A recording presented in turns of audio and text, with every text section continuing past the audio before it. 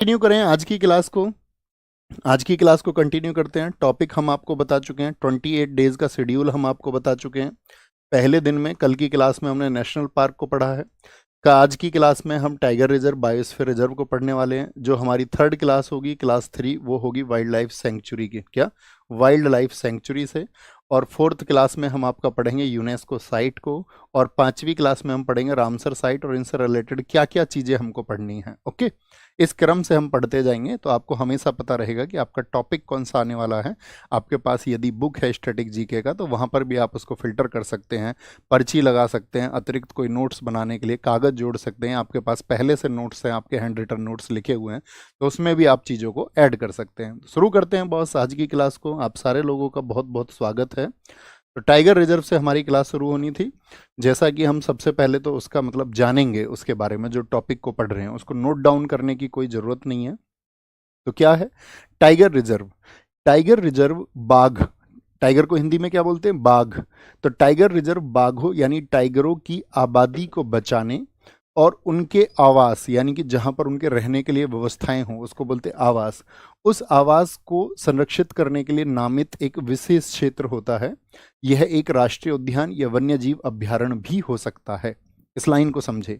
यानी कि जैसे हमने कल पढ़ा नेशनल पार्क, नेशनल पार्क का एक एरिया होता है। नेशनल पार्क ये एरिया हो गया। उस नेशनल पार्क के अंदर एक टाइगर रिजर्व इस तरह से एक एरिया हो सकता है, हाँ या ना? आप कहेंगे जी भैया। अगर मैं पूछूं क्या कभी ऐसा हो सकता है कि एक टाइगर रिजर्व हो और उस टाइगर रिजर्व में नेशनल पार्क छोटा हो? तो आपको हमेशा याद रखना है नहीं। ये क्या बोलेंगे? Never possible. हमेशा एक नेशनल पार्क बड़ा क्षेत्र होता है, उसके अंदर कहीं पर एक विशेष क्षेत्र, क्योंकि नेशनल पार्क में तो सभी एनिमल्स रहते हैं, बहुत सारे, ठीक है।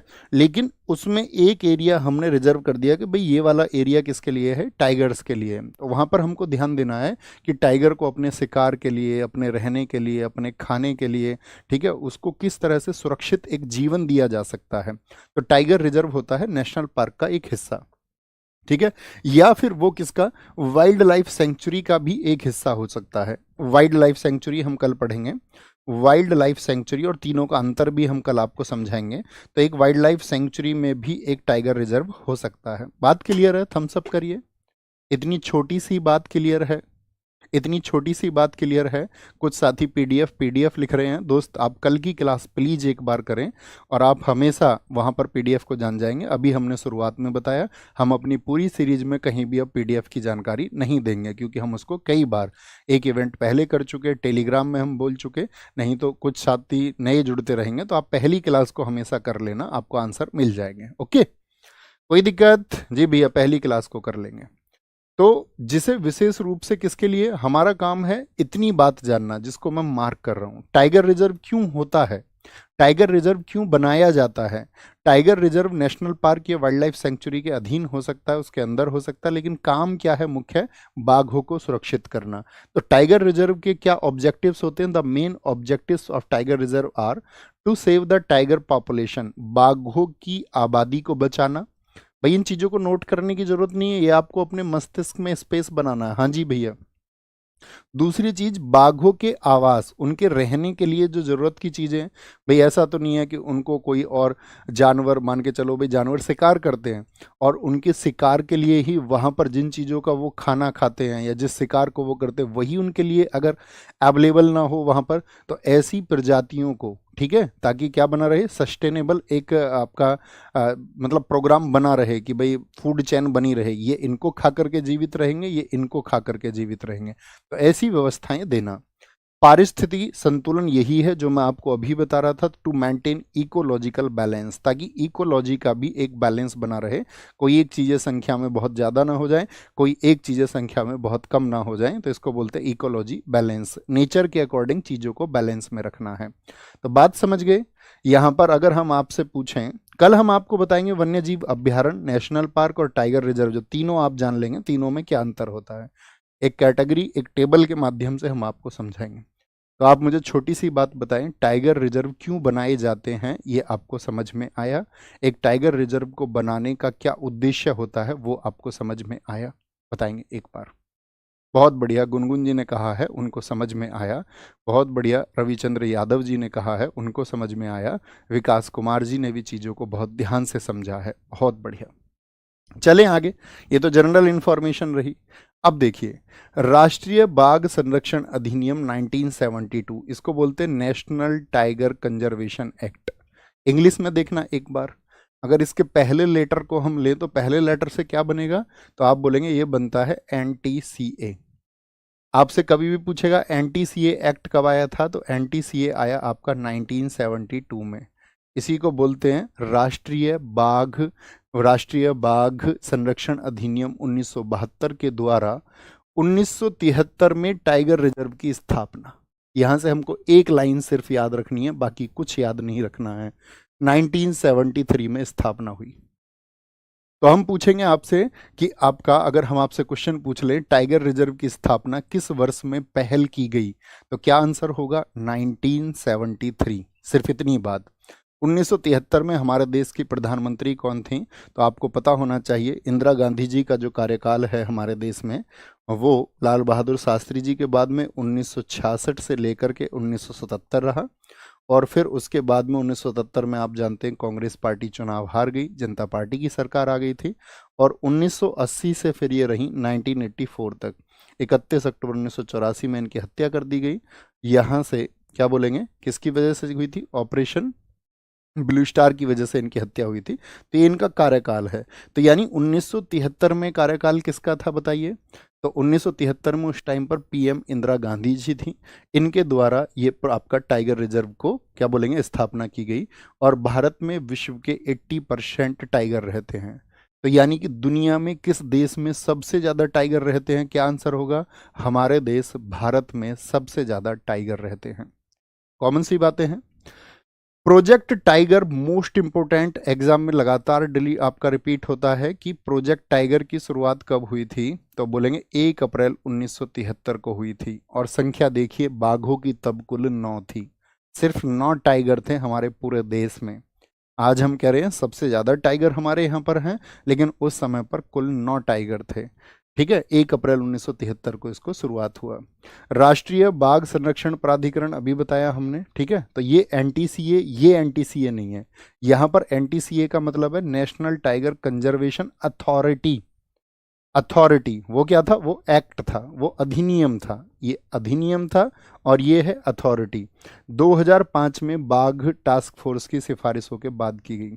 तो कभी भी पूछे NTCA कब आया, नेशनल टाइगर कंजर्वेशन एक्ट कब आया था, तो आप कहेंगे NTCA आया 1972 में।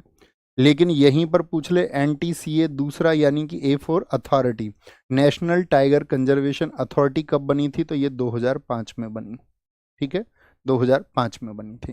तो दोनों को ध्यान से देखना है, एक्ट एंड अथॉरिटी। एक्ट पहले आया, अथॉरिटी बाद में बनी। एक्ट आया 1972 में, और अथॉरिटी बनी कब, आपका अथॉरिटी कब बनी, 2005 में। अब एक बार जो हमने यहाँ पर लिखा है इसको मेमोराइज करना है। ठीक है, स्कैन टेक्निक का इस्तेमाल करना है। स्कैन टेक्निक क्या है कि आपने अभी तक जो भी पढ़ा उसको एक बार आंख बंद करके उसका पिक्चर क्रिएट करने का प्रयास करेंगे। तो ऐसे आप सोचेंगे कि NTCA national tiger conservation act 1972 के तहत 1973 में आपका टाइगर रिजर्व की स्थापना की गई। उस समय देश की प्रधानमंत्री इंदिरा गांधी थी। हमारे देश में 80% टाइगर रहते हैं। लेकिन जब प्रोजेक्ट टाइगर 1 अप्रैल 1973 को शुरू हुआ था, तब देश में कुल आपका 9 टाइगर थे। अगर हम बात करें नेशनल टाइगर कंजर्वेशन आपका अथॉरिटी की स्थापना, तो बाघ टास्क फोर्स की वजह से 2005 में। तो कॉमन फैक्ट आपको अगर याद रह जाएंगे, नहीं याद होंगे तो फिर एक बार देखना है। अच्छा, मेरे ये चीज़ें मेमोराइज नहीं हुई हैं, और आप देखोगे आपका जो कॉन्शियस माइंड है वो एक्टिव होगा, और चीज़ें लंबे समय तक आपको याद रहेंगी, लंबे समय तक याद रहेंगी। कुछ साथी कह रहे हैं सर बोर्ड PDF दिया करें। बच्चे देखिए, सारी चीज़ों के लिए आप अगर यही बोलते रहेंगे, जब हमने आपको एक दिन पहले PDF दे दिया टेलीग्राम चैनल में, एक दिन पहले हमने आपको PDF दे दिया, ठीक है, और उसके बाद में हमने कहा इसको हम क्लास में आपको आना है याद करने के लिए, और बोर्ड पर हम कुछ लिखते हैं, तो आप थोड़ी सी मेहनत तो कर सकते हो। मुश्किल से हम आपको 20-50 शब्द 100 शब्द लिखवा देंगे ज़्यादा से ज़्यादा। आप क्लास में रहते हुए उतनी अगर मेहनत कर लोगे तो मैं समझूंगा कि आप अपने सिलेक्शन को डिजर्व करते हैं। और आप चाहते नहीं आपको कुछ करना ही ना पड़े तो मैं ये मानूंगा साथी अभी आप सिलेक्शन को डिजर्व नहीं करते हैं, और फिर आपको दोस्त कुछ और तय करना होगा, कोई और राह तय करनी होगी। तो उसके लिए रियली सॉरी, क्योंकि मैं भी चाहूँगा ना वो चीज़ें सिलेक्शन में कन्वर्ट हो। ऐसे तो हम आपको प्रोवाइड कर देंगे, ऐसे ही पढ़ाई भी ना, फिर तो हम सब कुछ प्रोवाइड कर देते हैं। हमारे पास पुरानी क्लासेस है स्टैटिक जी के कि हम बोल देंगे भैया ये कर लो, है ना, तो फिर क्या फ़ायदा। तो हम आपके साथ खड़े होकर मेहनत कर रहे हैं ना, आप सब लोगों के लिए प्लानिंग कर रहे हैं, तो उतना आपका डेडिकेशन भी बनना चाहिए। नोट्स सेम बनाने हैं जैसे लिखा हुआ है, सेम। आए आगे। अंतर्राष्ट्रीय बिग कैट अलायंस, इसको बोलते हैं international big cat alliance, IBCA. IBCA, IBCA में साथी 96 बिग, 96 नहीं होते इसमें, 97 बिग कैट होते हैं। कितने? 97 बिग कैट होंगे। 97 big cat, 97 big cat range देश, यानी कि वो ऐसे देश हैं जहां पर बिग कैट पाई जाती हैं। अच्छा, कल हमने आपको बताया था जो हमारी बिल्ली होती है उसमें कितनी प्रजाति आती हैं। हमने एक प्रजाति कल गलत नोट डाउन कर ली थी, उसको भी हमको गलत कनेक्ट करना है। हम कह रहे थे ना कि हम एक भूल रहे हैं, तो आप सबने हमको बताया कि एक है आपका, आपने कोई नाम लिया था पैंथर, पैंथर नहीं है, पैंथर नहीं है, ठीक है। तो 97 बिग कैट रेंज देशों और गैर रेंज देश, यानी कि जो इसके साथ ही आपका रेंज कंट्री नहीं है, उनका बहु एजेंसी गठबंधन है जिसका उद्देश्य 7 बिग कैट, यानी कि बिग कैट की जो फैमिली है उनके आवासों का संरक्षण करना। ये किसका काम है? आईबीसीए का, इंटरनेशनल बिग कैट अलायंस का यही काम है कि बिग कैट के आवास के लिए जो चीज़ें मुहैया करानी चाहिए वो हम मुहैया कराएंगे। देखिए जैसे कैसे, यह विचार पहली बार भारत के प्रधानमंत्री द्वारा 2019 में प्रस्तावित किया गया था। तो मुझे बताएं 2019 में भारत के प्रधानमंत्री कौन थे? Who was the prime minister of India in 2019? तो आप कहेंगे 2014 से एक ही प्रधानमंत्री हैं आपका एनडीए गठबंधन के, नरेंद्र मोदी, नरेंद्र मोदी। ओके, तो 2019 में यह प्रस्ताव किया गया कि आधिकारिक तौर पर प्रोजेक्ट टाइगर की 50वीं वर्षगांठ, 50वीं वर्षगांठ कहते कैसे जी, कब शुरुआत हुई थी इसकी? 1 अप्रैल 1973 से, 1 अप्रैल 1973 से 50 वर्ष कब पूरे होंगे? तो वो होंगे 2023 में इसको लॉन्च किया गया था। किसको? आईबीसीए को। यह पहल 7 बड़ी बिल्ली की प्रजातियों के संरक्षण पर केंद्रित है। यहां देखना आप 7, कल आपने क्या बोलेंगे, हमने हिम तेंदुआ को काउंट नहीं किया और हमने वहां पर लिख लिया था किसको? एक बार थम्स अप करे जी भैया, अभी पीछे एक पेज पलट के करेक्ट करते हैं। पैंथर की जगह हमको करना था सिनो लियोपार्ड, और हमने कल उसको बोर्ड पे भी लिखा था लेकिन हम उसको स्लिप कर गए, हम उसको काउंट करना भूल गए। तो बाघ, शेर, तेंदुआ यानी टाइगर, लॉयन, लेपर्ड, सिनो लेपर्ड। तो लेपर्ड की 2 कैटेगरी हैं इसमें, चीता, जैगुआर और प्यूमा। क्या? प्यूमा। कर चुके करेक्ट उसको? कर चुके जी बॉस, ओके। तो बात समझ में आई। इन सभी का अंतर कल हमने आपको समझाया था, कैसे आप पहचानोगे बाघ क्या होता है, तेंदुआ क्या होता है, हिम तेंदुआ क्या, हिम तेंदुआ तो बर्फ वाला हो गया, उसको पहचान ही सकते सफेद, जैगुआर, इन सब का हमने आपको अंतर बताया था। प्यूमा का ये सिर्फ पढ़ने की बात है। इनमें से 5 जो साथी आपका भारत में पाए जाते हैं, तो भारत में कौन कौन पाए जाते हैं? बाघ भारत में पाए जाते हैं, हाँ जी, शेर, तेंदुआ, हिम तेंदुआ और चीता भारत में पाए जाते हैं। प्यूमा और जैगुआर भारत में नहीं पाए जाते हैं, except puma and jaguar. Exam में क्वेश्चन पूछा जाएगा कि बिल्ली की निम्नलिखित में से कौन सी प्रजाति है जो भारत में निवास नहीं करती है? 4 ऑप्शन हम आपको देंगे, तो क्या कहेंगे? शेर होगा भारत में, यानी इन्हीं में से देखिए, शेर होगा, हाँ जी, बाघ होगा, हाँ जी, चीता होगा, हाँ जी, लेकिन क्या आपका प्यूमा होगा? प्यूमा इंडिया में पाया जाता है प्यूमा? तो आप कहेंगे नहीं भैया, प्यूमा के तो शूज मिलते हैं इंडिया में, बस प्यूमा नहीं पाया जाता है, प्यूमा नहीं पाया जाएगा। ओके। उत्तराखंड का जो जिम कॉर्बेट नेशनल पार्क है वो भारत का पहला टाइगर रिजर्व बना। तो टाइगर रिजर्व बनाने की शुरुआत कब हुई? 1973 में। तो इसके नीचे लिखना 1973 में, 1973 में कब बना था जिम कॉर्बेट नेशनल पार्क? ये भारत का पहला टाइगर रिजर्व बना। क्या बना ये? भारत का पहला tiger reserve, first TR of India. जो साथी साथ के साथ नोट्स बनाते हैं तो वो की पॉइंट्स लिखा करो अपने नोट्स में। अगर वो पीडीएफ नहीं पसंद करते हैं और क्लास के दौरान ही नोट्स बनाना पसंद करते हैं तो वो लिखा करो, भारत का पहला tiger reserve Jim Corbett national park 1973, बात खत्म। ठीक है, ऊपर की बात लिखने की जरूरत ही नहीं थी। मध्य प्रदेश के माधव राष्ट्रीय उद्यान, जो साथी आपका माधव नेशनल पार्क है, यहीं पर बनाया गया माधव टाइगर रिजर्व। क्या? Madhav tiger reserve. और अभी मैं आपसे पूछूंगा देश में कुल टाइगर रिजर्व कितने हो गए? भारत का 58वां टाइगर रिजर्व घोषित किया गया है। आप सारे साथी करंट अफेयर्स के स्टूडेंट रहते हैं तो कभी भी आपका 59 होगा तो आप उसको अपने नोट्स में ऐड ऑन कर लेंगे, जब कभी भी, क्योंकि वो बढ़ते रहते हैं, वो डेटा चेंज होता रहता है। ओके, अब हम आपसे एक बात पूछेंगे, यहाँ पर कल का एक क्वेश्चन पूछेंगे हम आपसे। जिम कॉर्बेट नेशनल पार्क, जिसका पुराना नाम वहाँ के गवर्नर हेली के नाम पर था, हेली नेशनल पार्क की स्थापना किस वर्ष में हुई थी? या जिसको हम भारत का पहला नेशनल पार्क भी कहते हैं, उसकी स्थापना किस वर्ष में हुई? आंसर आना चाहिए और उससे हमको ये ऊर्जा पहुंचेगी कि हाँ, हम सही छात्रों को पढ़ा रहे हैं जो खुद को सिलेक्शन में कन्वर्ट कर सकते हैं। दिखाएं जी, नाम दिखाया करो शुभम भाई। आपका सबसे पहले आपका पूनम चंद जाट ने आंसर दिया है, राहुल कुमार, सुषमा रेड्डू, बहुत शाबाश। अब आते हैं T2 अवार्ड पर। देखो T2 का मतलब क्या होता है, T4 होता है यहाँ पर टाइगर। टाइगर कितने करने हैं? 2 गुने। टाइगर की संख्या अगर आपने 2 गुनी कर दी तो T2 अवार्ड मिलेगा। इस अवार्ड की घोषणा 2010 में टाइगर रेंज कंट्रीज ने मिलकर की थी। अब आप सोचेंगे टाइगर रेंज कंट्रीज क्या होती हैं? तो टाइगर रेंज कंट्रीज उन कंट्रीज को कहते हैं जहां पर टाइगर स्वतंत्र घूम सकते हैं। हमारे देश में टाइगर को पिंजरे में बंद करके रखा जाता है कि स्वतंत्र घूमता है? बताओ, फ्री मूव करता है या इन केज यानी पिंजरे में रहता है? तो आप कहेंगे यहाँ पर आपका चीता, यानी कि जो हमारा, सॉरी चीता बोल रहे हैं, यहाँ पर जो हमारा बाघ है, जो टाइगर है, वो एकदम से फ्री मूव कर सकता है, फ्रीली मूव कर सकता है, स्वतंत्र घूमते हैं। तो भारत भी एक टाइगर रेंज कंट्री है। भारत कैसी कंट्री है? एक टाइगर रेंज कंट्री है, क्योंकि यहाँ पर जो आपका टाइगर है वो स्वतंत्र रूप से घूम सकते हैं। T2 अवार्ड, इस अवार्ड की घोषणा 2010 में टाइगर रेंज कंट्रीज ने मिलकर की थी। यहाँ पर सेंट पीटर्सबर्ग में आपका एक सम्मेलन हुआ था रूस में 2010 में। सेंट पीटर्सबर्ग कहाँ पर पड़ता है? ये रूस में। यहाँ पर एक कॉन्फ्रेंस हुआ कि भाई एक काम करते हैं, जो भी टाइगर को दुगना करेगा उसको हम अवार्ड देंगे, और 2010 से इसको ढूंढा जाने लगा, लेकिन बहुत टाइम के बाद में। और ये 4 वर्षों में करना है। टाइगर की संख्या दुगनी कितने वर्षों में करनी है? कितने वर्षों में? यहाँ पर एक शर्त और लगाई गई, 4 वर्षों में, 4 ईयर्स में, क्योंकि जो साथी आपका टाइगर की काउंटिंग होती है वो 4 वर्षों के बाद ही होती है। जैसे आप देखते हो सेंसस कितने साल के बाद में होता है, जनगणना कितने वर्षों के बाद में होती है, तो जनगणना 10 वर्षों के बाद में होती है। उसी तरह जो साथी आपका टाइगर की काउंटिंग होती है वो आफ्टर 4 ईयर्स होती है, तो 4 वर्षों के बाद में। तो भैया किसी भारत में सबसे पहले किसको दिया गया? 4 वर्षों के बाद में।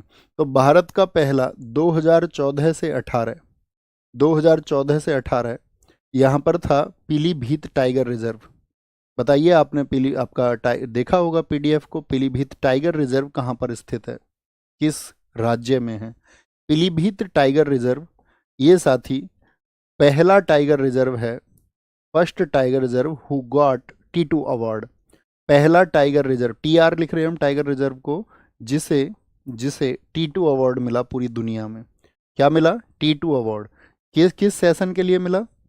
2014 से 18। तो क्या इसने आपका भैया यहाँ पर पीलीभीत में जो टाइगर थे वो 2 गुने हो गए थे? हाँ जी। पहले उनकी संख्या थी 2014 में 25 और 2018 में उनकी संख्या हो गई थी 65। कितनी? 20 से कितना इंक्रीज कर लिया? 65। तो 2 गुना हुआ, यस और नो?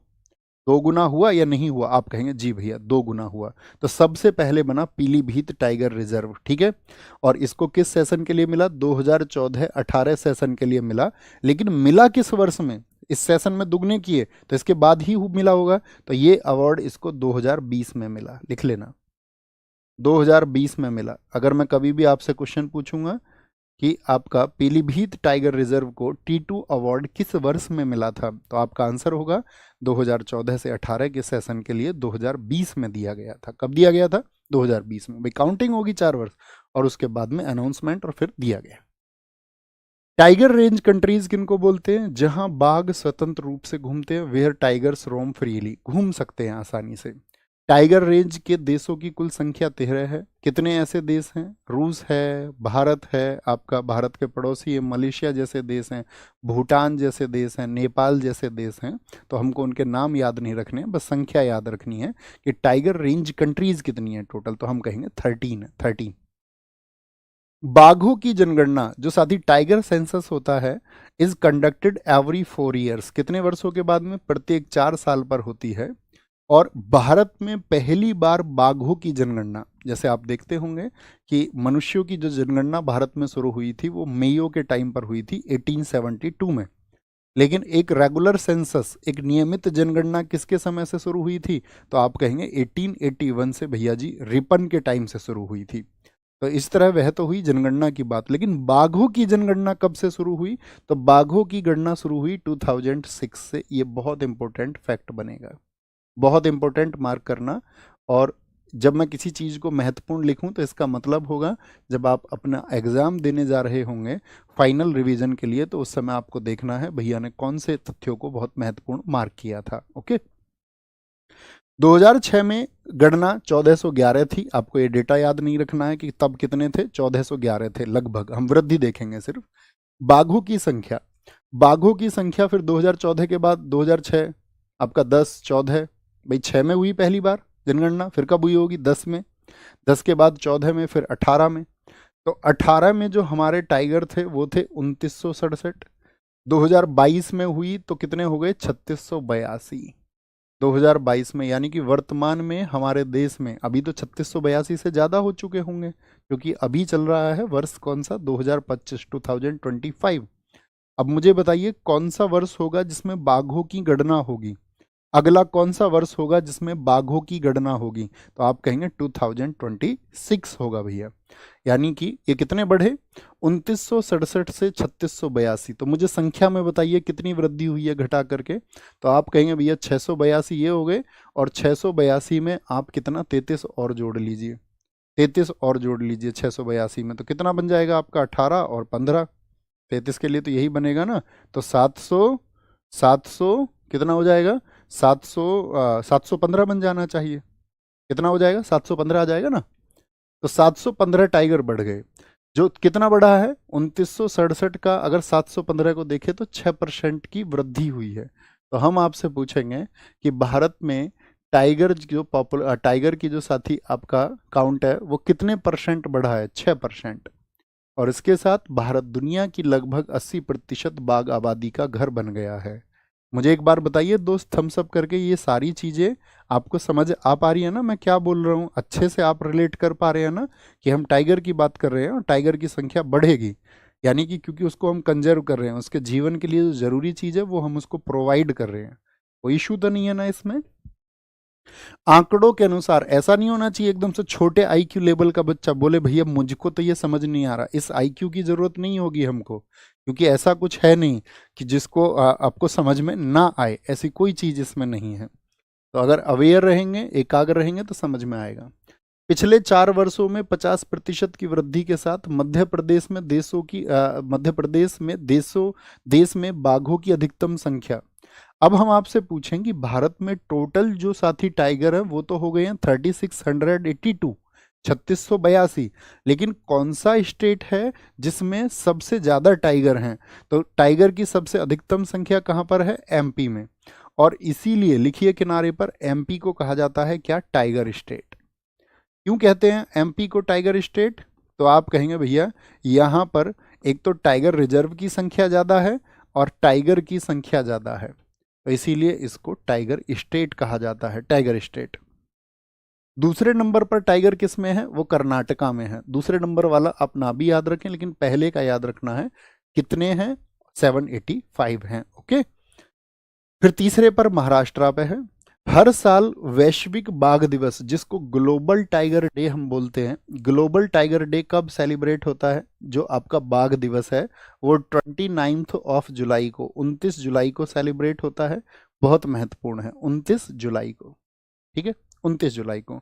पहली बार इंटरनेशनल टाइगर डे 29 जुलाई 2010 को मनाया गया था। ऐसा नहीं कभी सोच लें 1973 से मनाया जाता है, क्योंकि CHSL इस क्वेश्चन को पूछ चुका है कि पहली बार आपका जो ग्लोबल टाइगर डे है कब सेलिब्रेट किया गया था। तो फर्स्ट टाइम सेलिब्रेटेड इन 2010, 2010 में पहली बार इसको मनाया गया। Okay, tiger man of India कौन है? वो है कैलाश सांखला। कैलाश सांखला, क्योंकि 1973 में जब ये प्रोजेक्ट आया तो इंदिरा गांधी जी से इस बारे में बात करने वाले व्यक्ति, इस मुहिम को चलाने वाले व्यक्ति कैलाश सांखला थे, और इन्होंने इस देश में टाइगर्स के लिए बहुत काम किया। तो अक्सर आप एग्जाम्स में देखते होंगे कई बार जो साथी मैन है वो पूछे जाते हैं। देखिए यहाँ पर एक आंसर चेंज हो जाएगा। अभी लिख रहा है टाइगर मैन ऑफ इंडिया, अगर मैं सिर्फ टाइगर मैन बोल दूं और मैं ऑफ इंडिया ना लगाऊं उनके साथ में, टाइगर मैन सिर्फ इतना बोल दूं, तो आंसर चेंज हो जाएगा। टाइगर मैन फिर हो जाएंगे आपका वाल्मीकि ठाकुर। कौन हो जाएंगे? वाल्मीकि ठाकुर हो जाएंगे। लिखें अपनी कॉपी पर, अगर सिर्फ टाइगर मैन बोल दूं। लेकिन भैया कभी ऐसा हुआ एग्जाम में, पूछ लिया टाइगर मैन कौन है और दोनों का नाम दे दिया, कैलाश सांखला भी और वाल्मीकि ठाकुर भी, तब भी आंसर सिर्फ टाइगर मैन पूछे तो वाल्मीकि ठाकुर, और वाल्मीकि ठाकुर नहीं दिए हुए हैं और टाइगर मैन पूछ लिया है, और इस समय फिर आपको एग्जामिनर का माइंडसेट समझना है कि वो आंसर कैलाश सांखला जी चाह रहा है। बट टाइगर मैन दे के वाल्मीकि ठाकुर ना दे, तो दोनों का आपको पता होना चाहिए। तो क्या बोलेंगे? Tiger man of India Kailash Sankhla है। तो इस तरह के कई मैंस पूछे जाते हैं जिन्होंने उस प्रजाति को बचाने के लिए काम किया है या उस एक क्षेत्र में विशेष काम किया है। जैसे एलिफेंट मैन ऑफ इंडिया कौन है? लिखना एलिफेंट, एक पेज पे लिखिए कहीं, शॉर्ट नोट बनाइए, elephant man of India. Elephant man of India, जो साथी जानते हो वो आंसर भी करना। ये हैं आपके अजय देसाई। कौन है? अजय देसाई। अजय देसाई हैं आपके, अजय देसाई। ठीक है, अजय देसाई हैं। अगर हम आपसे पूछें फ्रॉग मैन ऑफ इंडिया कौन है? जो फ्रॉग किसको बोलते हैं? मेंढक को। Frog man of India, frog man of India की अगर हम बात करते हैं तो HD बीजू बोलते हैं, सत्यभामा दास बीजू।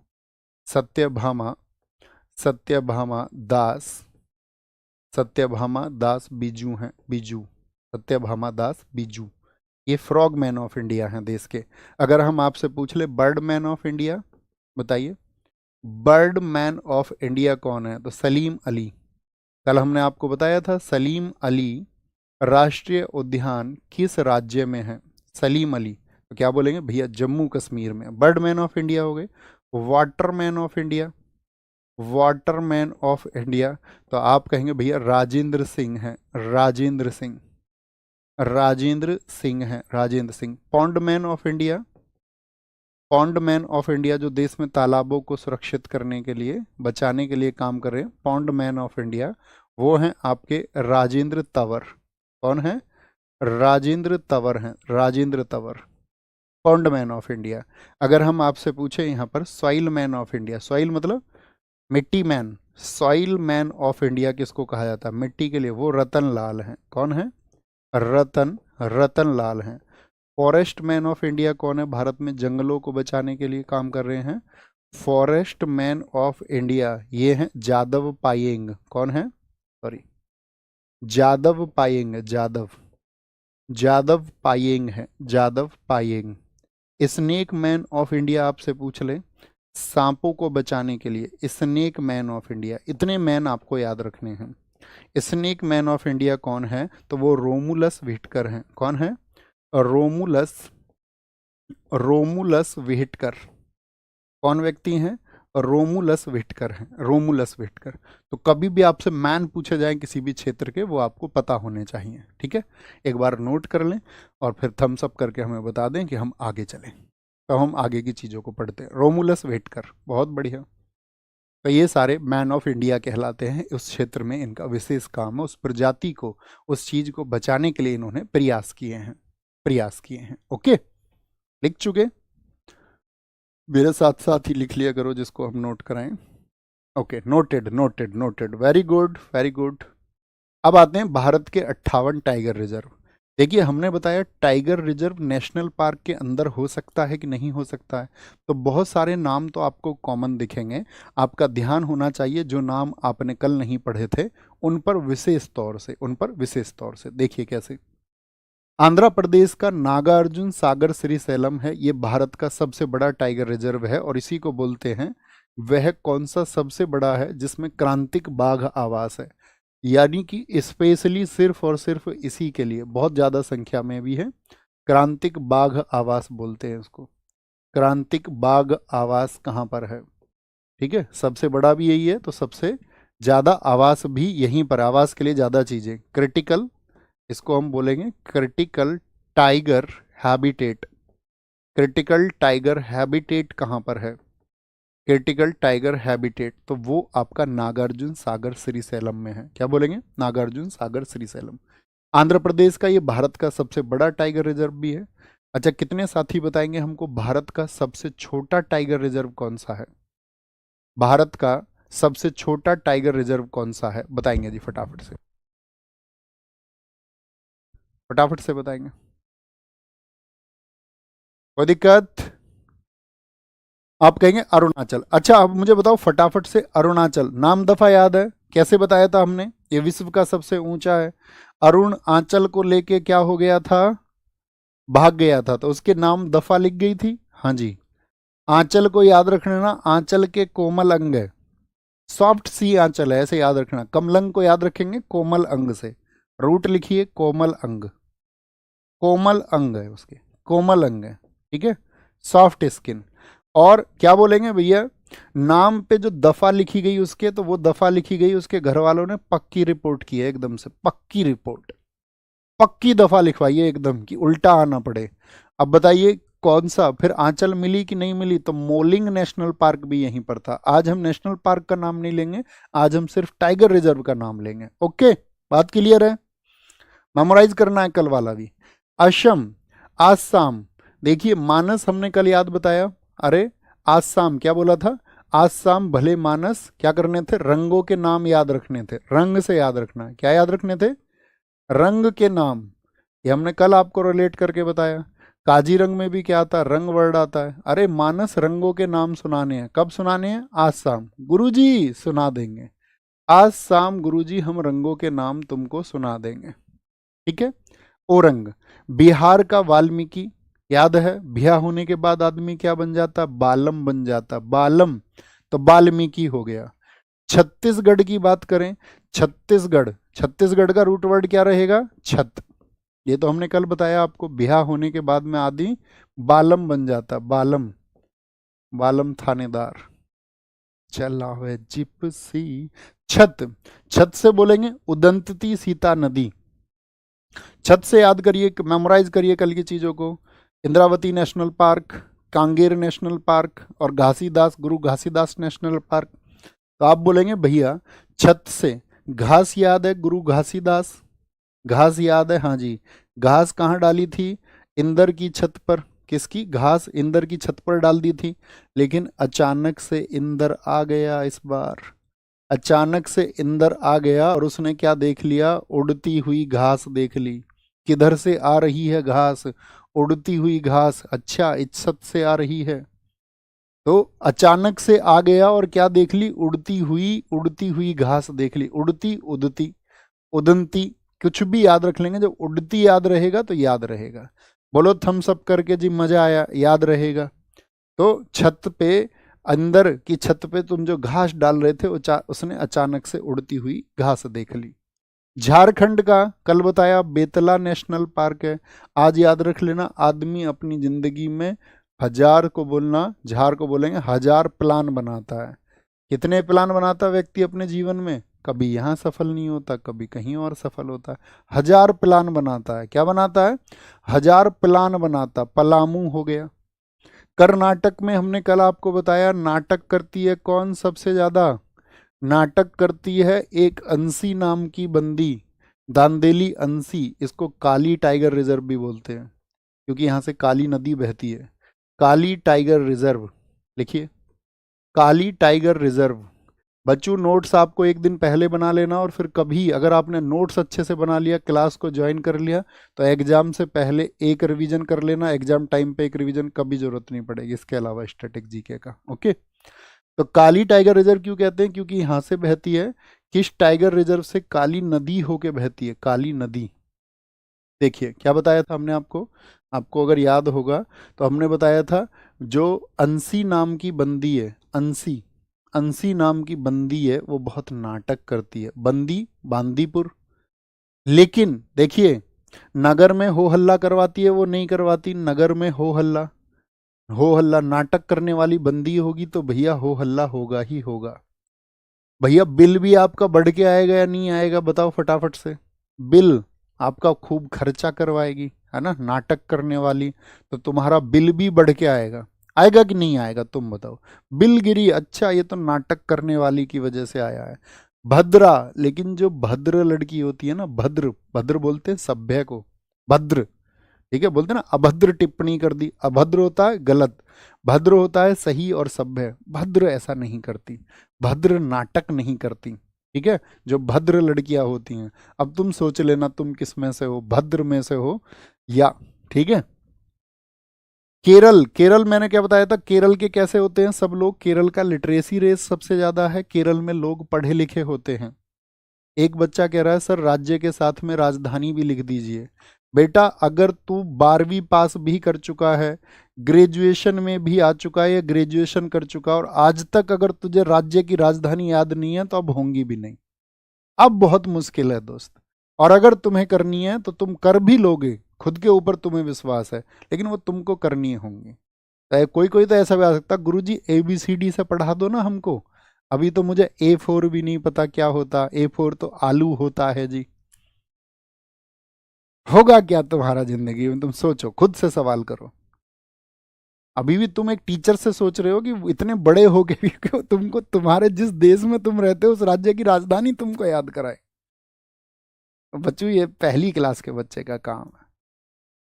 हमारे घर छोटे बच्चे को पकड़ लोगे तो बता देगा सारा, देशों की बता देगा, राज्य छोड़िए।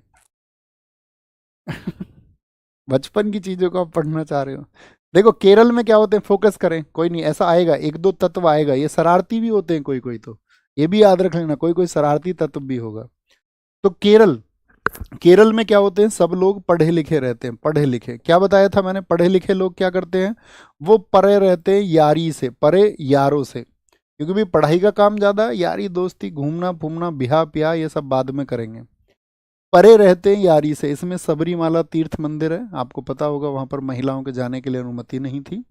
परे रहते हैं यारी से, एक वर्ड यहां से उठा लीजिए, परम्बी कुलम, वो परे रहते हैं कुल से, परम्बी कुलम, परे, परिवार वरिवार से भी ऐसे ही रहते हैं, वो पढ़ाई में इतने व्यस्त रहते हैं, उनको पता ही नहीं है क्या चल रहा है, क्या चल रहा है, ठीक है। केरल, महाराष्ट्र, महाराष्ट्र के कल वाले देखिए, तड़ोबा याद है, तड़ोबा क्या करता है, हमने बताया था जब व्यक्ति हारा हुआ महसूस करता है, हार हो जाती है उसकी, हार या फिर हारा, तो भैया क्या बोलेंगे, हार।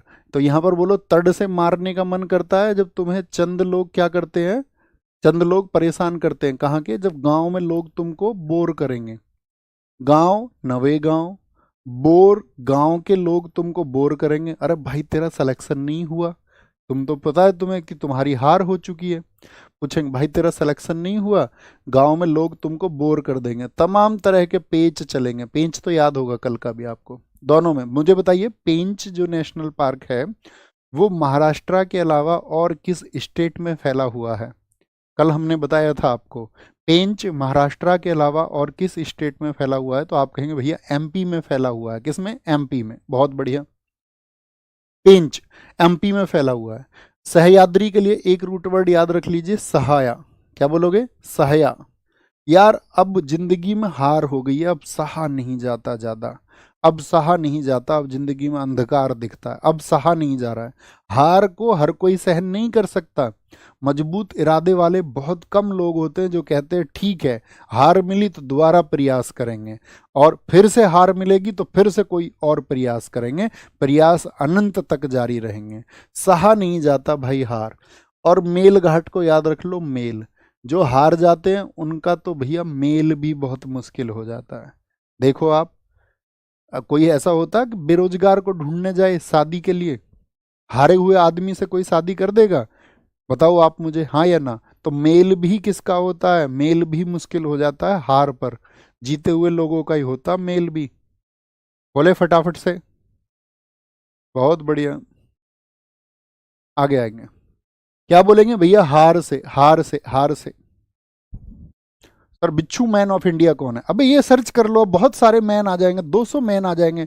बिच्छू मैन है हिम्मत राव, पद्मश्री पुरस्कार प्राप्त। तो उतने जब तुम्हारे दिमाग में जो प्रश्न आया, आप इंटरनेट के युग में साथी हैं, तो उस चीज़ को सर्च कर लेना, उसको वेरीफाई कर लेना है। दुनिया एआई पे पहुंच चुकी है, और अभी आप डाउट पे अटके हुए हैं। ठीक है, अभी आपके लिए हम एक इंजन बना रहे हैं ऐसा, है ना, डेवलप करवा रहे हैं आप लोगों के लिए, कि आपको कोई भी डाउट होगा ना, जब आप एप्लीकेशन पे होंगे, कोई भी डाउट होगा, तुम्हारे लिए फटाक से आदमी अवेलेबल हो जाएगा। तुम इधर डाउट लिखोगे और तुम्हारे लिए आदमी अवेलेबल हो जाएगा, ठीक है, डाउट बताने के लिए। बताओ जी भाई साहब, आपकी क्या मदद कर सकते हैं? कहे तो अपना क्लोन बनवा दूं एक, ऑलवेज अवेलेबल फॉर यू, इधर आप कमांड देंगे, आपको बताने के लिए मौजूद। आगे आएंगे। तो हार याद रखेंगे, हार होने पर मेल नहीं होता, तड से मारने का मन करता है, हार सहन नहीं होती, गांव में लोग बोर कर देते हैं पूछ पूछ करके, तेरा सिलेक्शन क्यों नहीं हुआ?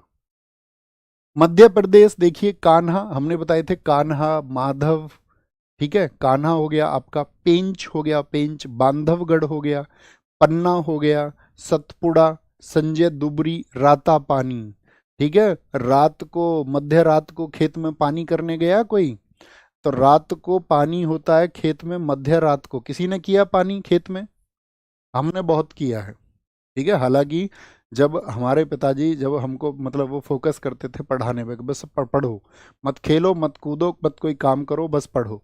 ठीक है, और वो सारा काम खुद करते थे खेती का ज़्यादातर। हाँ, जब फसल कटने की बारी आती थी, तो फिर हम सारा परिवार सहयोग करता था।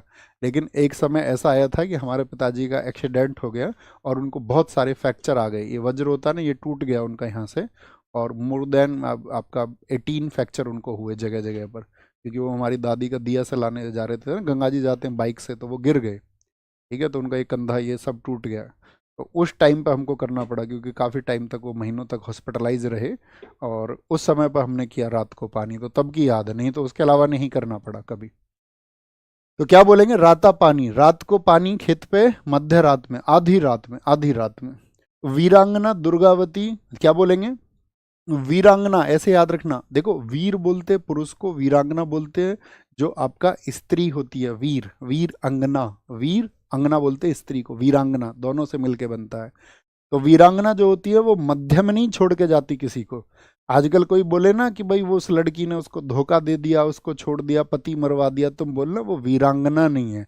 वीरांगनाएं किसी का साथ मध्य में नहीं छोड़ती, वो किसी से झूठे वादे नहीं करती, वो मध्य में छोड़ के नहीं जाती।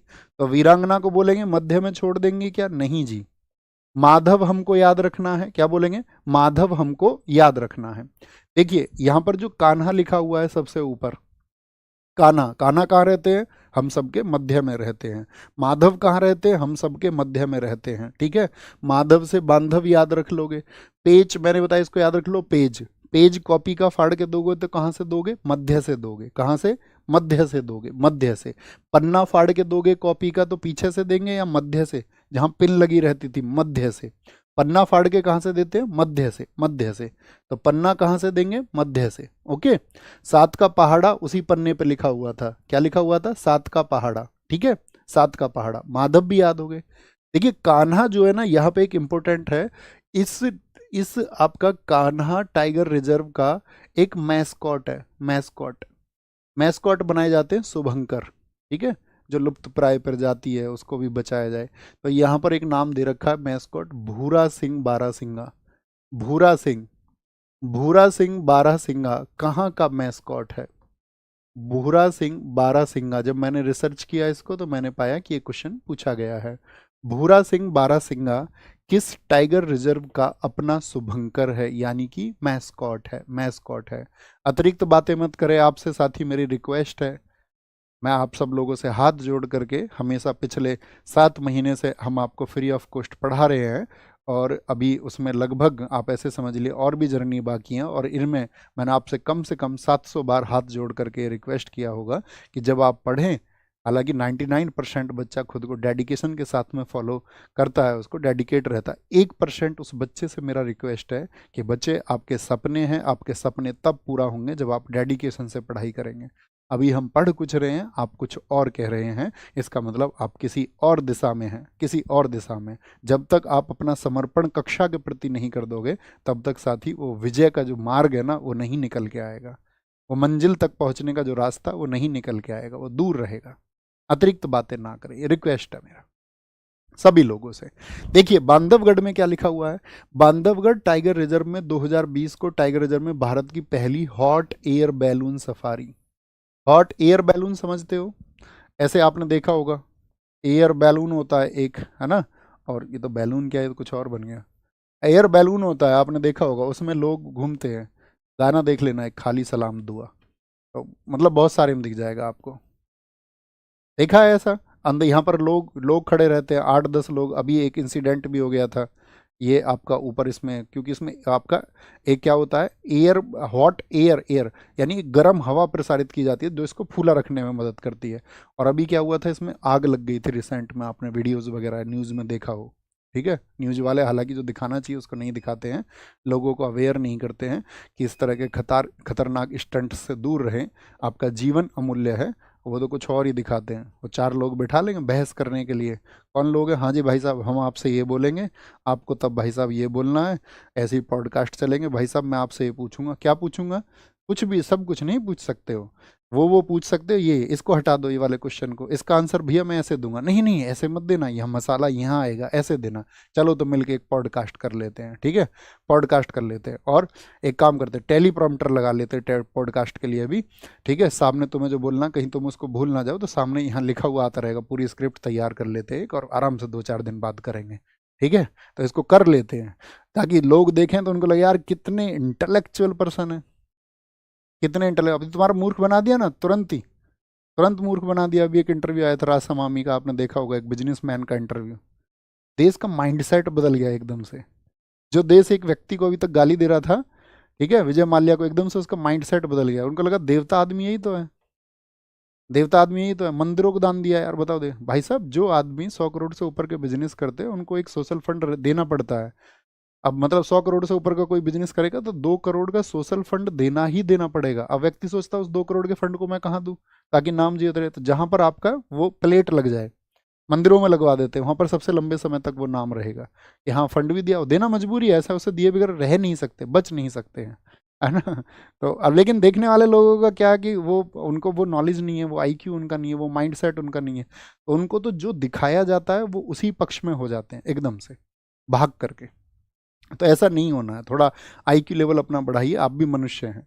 अपनी रिसर्चेज पर थोड़ा विश्वास करिए, थोड़ा रिसर्च करिए, थोड़ा रिसर्चर बनिए, ओके। बात क्लियर है। मध्य प्रदेश, हाँ जी, मिजोरम।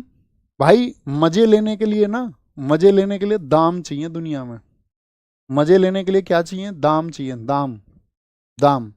जैसे दुनिया में क्या बताया जाता है कि यार जो पैसा है ना, पैसा, धन, वो मतलब सारी समस्याओं की जड़ पैसा है। कहा जाता है कि नहीं कहा जाता, और ये कहा किसके द्वारा जाता है, मैक्सिमम किन लोगों के द्वारा बोला जाता है ये, जिनके पास धन नहीं है। यानी कि आपकी जरूरतें किससे पैदा होती है, धन सबसे बड़ी चीज नहीं है लेकिन बहुत बड़ी चीज है। उस माइंडसेट से तुमको निकलना होगा।